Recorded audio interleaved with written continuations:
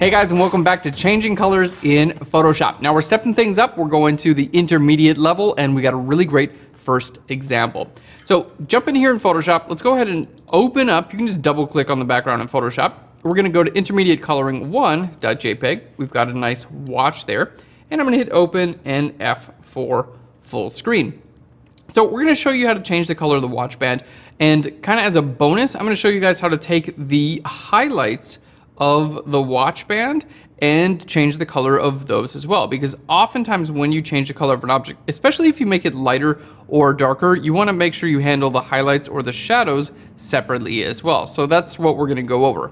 Okay, so let's go ahead and start off with a hue saturation adjustment layer. So I'm going to go to hue saturation. There we go. And in this case, I'm just going to lower the saturation. We'll just go all the way down. It's going to turn everything gray.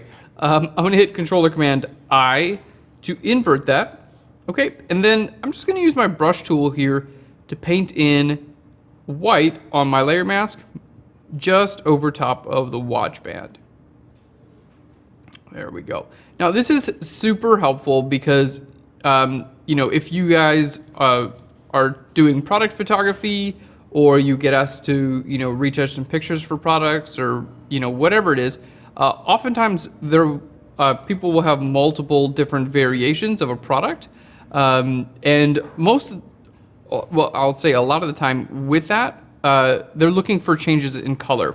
So to be able to do this, with the same product, show many different color variations is a really cool skill. I'm sure you'll use it, moving forward. There we go. Depending, maybe you'll have your own product that you launch one day and you want to show some color variations. Maybe someone else will hire you to do it.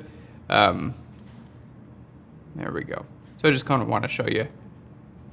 It's one of the main uses of changing colors. Okay, so obviously we just painted white on the layer mask there. Let's go ahead and double click here. And you can see I can bring my saturation back to normal, and we can start changing our color. And yeah, that looks pretty good. So we can change the color. Pretty simple here. Now, if I change things like my lightness, we're going to go down in lightness. You're going to see it does look good, like the watch band itself is getting darker. But what's happened is we lost all of our information with highlights, because you still, even if you make something darker, it's still going to have nice highlights. Like, this isn't like really black. I mean, it is black, obviously, but there's no detail there, right?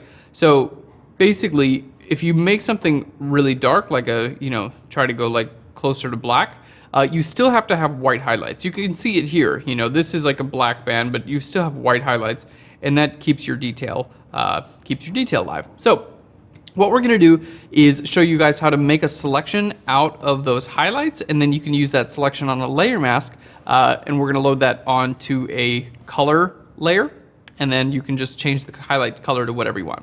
Okay. So the first thing we'll do, let's just make that invisible real quick. And you've got two ways of selecting your highlights here. The first way you can do it is we're going to create a new layer. You can go to select and down to color range. There we go. And I'm going to choose the color range of the highlights. And then you can just bring your fuzziness down. Okay. And then you can see we have our highlights selected here. So that's one way of doing it. The other way is using channels. And I think the channels is more precise. So usually I recommend using channels. Select color range is easier, channels is more precise. So let's go to window and down to channels. There we go. And here in our channels, you can see our red, green, and blue channel. And we've already gone over using channels. Basically, it just represents the the color information in your image with lights and darks.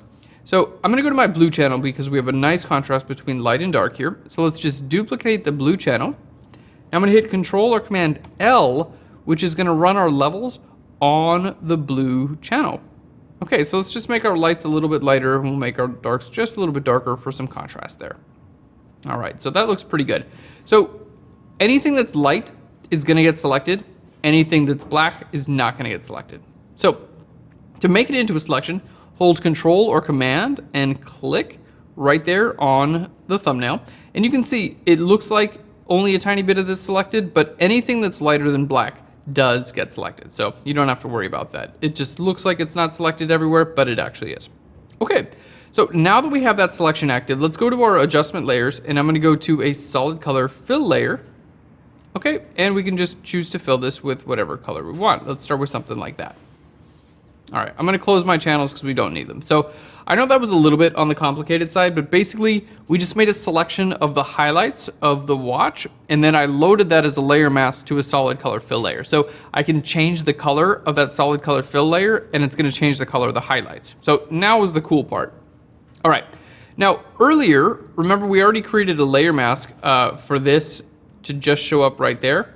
Well, what I'm going to go ahead and do is I'm going to group these two together. So let's hit Control or Command G to group those together.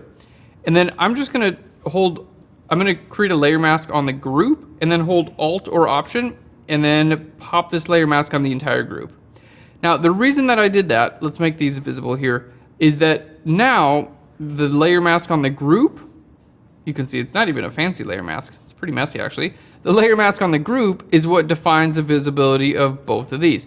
And this guy is also being defined by the visibility of its layer mask. Okay, so this layer mask, technically I could just fill with white. I'm gonna hit Shift Delete and go ahead and do it. We'll fill that with white. And you're gonna see it's still only gonna be visible where this layer mask is. So the layer mask of a group dictates the visibility of all the layers in that group. All right, so that's a really nice way to do it because, for instance, like here you can see I need to refine my layer mask. So instead of refining this layer mask and this layer mask and this one, I'm just gonna do this one. I just need to refine this layer mask, just paint black a little bit right over here because it was kind of showing up too much up there. And it's going to define the visibility of everything in the group. Okay, so now I know that was a little bit of a complicated setup, but now we're actually good to go. We can change this to any color. So let's go ahead and start off. I'm gonna make this invisible here. Let's go to our hue saturation and we'll start off, maybe we'll go to like a dark blue. So let's go ahead and make this darker. All right, add some saturation. So again, that looks pretty cool, except we're missing the highlights. See this hue saturation, you're missing the highlights. That's why we added this layer. So this layer, again, this is only showing up where the highlights are showing up because that's what the layer mask is telling it to do. Now it's also going to be visible on the watch face and everything like that, but remember this layer mask is telling it to only be visible on the band. Okay, so we have this guy, there we go, just showing the highlights, and this layer mask is keeping it only visible on the band. Okay, so now what we can do is double click on this solid color fill layer and I can just fill this with any color. So I could go, to a nice light blue like that. There we go. And now we have nice blue highlights on this area, which is really, really nice. So again, without that, it just doesn't look very convincing. It looks really dull. Now we have our nice light blue highlights. Or you can do really fun stuff. You could say, you know what, it's a blue band, but it's got like a teal highlight to it. Sometimes you see that, especially with like paint colors and stuff like that, you'll have like the highlight color will be slightly different. Like on cars, sometimes you see that. So some other really interesting added effects that you can do. All right, let's do a couple more. We'll double click there.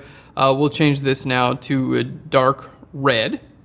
Okay, obviously this highlight color doesn't look super realistic. So let's go double click right here to your solid color fill. Okay, and we'll pop a nice bright red.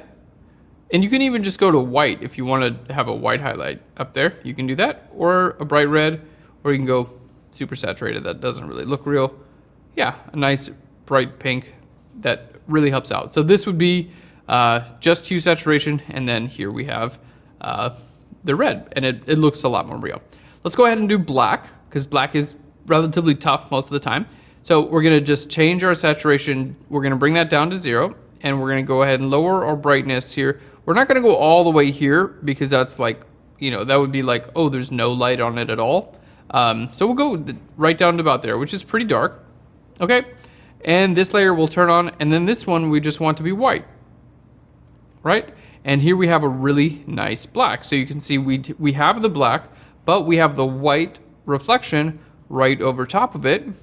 There we go. And that's what really sells it as the black. So, going from the original brown to the black, it looks really good. It looks like a nice clean black. And again, this layer is super important. So the big lesson here, don't forget, you can always make a selection out of the highlights or the shadows and then color those individually. It's gonna make those changes of color look a lot more realistic. So really good example here. I think that all the variations we did, the blue, the red, the black, I think all of those looks totally convincing. So if anyone ever says like, hey, can you create multiple variations of this product, different colors, blah, blah, blah, you say, yep, I can totally do that. All right, guys, thanks so much. We'll see you in the next example.